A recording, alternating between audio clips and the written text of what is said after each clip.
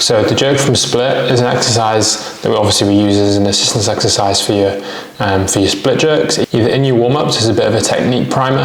or as an exercise if we're looking to specifically focus on something in that split position. Okay, so obviously what's the main kind of focus of the exercise?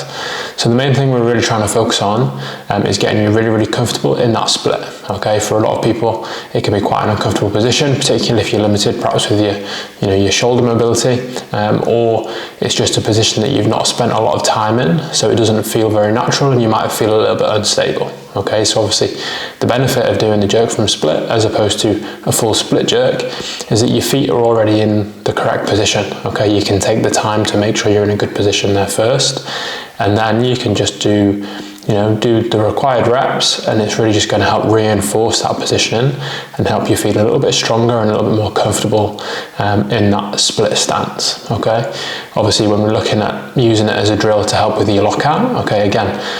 it's just really going to help you focus on that extension through your shoulder blades and not just relying on your elbows, because you're going to get a little bit less power from your legs. Okay, and again, it's one less thing to think about by not having to do that full dip and drive into your split. It means that we can just isolate little bits of the technique a little bit more without having kind of an overload of things to think about. So being able to just focus on that lockout, being able to focus on pushing up into the bar, engaging your shoulder blade, which is going to give you a lot more strength in that position, is really useful for people who struggle with that. And obviously this is a great drill for that. And then finally as well, if you're someone who struggles to find the right kind of depth in your split, again, it's a good exercise just to make you nice and consistent with that, because you can really focus on just making sure that that depth looks the same on every single rep.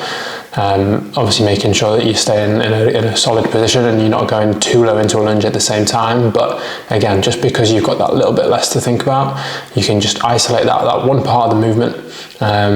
and it just gives you that time to really focus on it.